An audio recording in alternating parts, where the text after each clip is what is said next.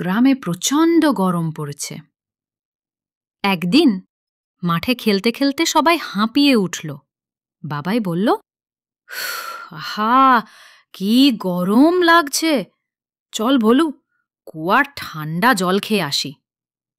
ভোলুও রাজি হলো, কিন্তু তার মুখে কান্নার সুর। হ্যাঁ হ্যাঁ, তাড়াতাড়ি যাই, না হলে আমার লেজটাই শুকিয়ে কাঠ হয়ে যাবে। তারা যখন কুয়ার ধারে পৌঁছালো, দেখল সেখানে ভিড়। গ্রামের সবাই দড়ি দিয়ে জল তুলছে, একে একে খাচ্ছে। বাবাইও লাইনে দাঁড়িয়ে গেল। কিন্তু ভোলু তো ধৈর্য ধরতে জানে না। সে কানের কাছে ফিস ফিস করে বলল, আরে এত দেরি কেন? আমি তো বানর, লাফ দিয়েই নেমে খেয়ে ফেলি না কেন? কত সহজ শর্টকাট।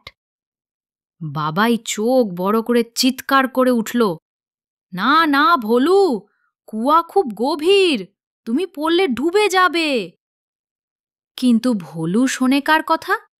একটু উঁকি মারতেই হঠাৎ ছপাং করে পড়ে গেল কুয়ার ভেতরে। জল ছিটকে চারদিকে ছড়িয়ে পড়ল। ভোলু হাত পা ছুঁড়ে কাঁদতে লাগল, মাগো, বাঁচাও, আমি তো সাঁতারই জানি না। বাবাই দৌড়ে গিয়ে সবাইকে ডাকল। গ্রামবাসীরা ছুটে এলো, দড়ি নামালো। বাবাই ভোলুকে টানতে লাগল। অনেক কষ্টে শেষে ভোলুকে ওপরে তোলা হলো। ভোলু তখন কাশতে কাশতে বসে আছে, গা থেকে জল ঝরছে, মুখে লজ্জার ছাপ।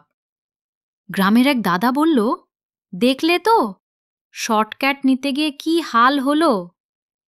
ভোলু মাথা চুলকে বলল, হ্যাঁ গো, আমি আর কখনো শর্টকাট নেব না। বাবাই বন্ধুর কাঁধে হাত রেখে শান্ত গলায় বলল, দেখো ভোলু, শর্টকাটে কাজ করলে শেষে ক্ষতিই হয়। ধৈর্য ধরে সঠিক পথে কাজ করাই আসল বুদ্ধি। ভোলু হেসে উঠল, ঠিক বলেছ বাবাই, এখন থেকে আমি লেজ দিয়েও ধৈর্য ধরে থাকব। সবাই হেসে উঠল, আর গল্প শেষ হলো এক সুন্দর শিক্ষার সাথে। শর্টকাট নিতে গিয়ে আমরা অনেক সময় বিপদে পড়ি। সঠিক পথেই থাকে নিরাপত্তা আর সাফল্য।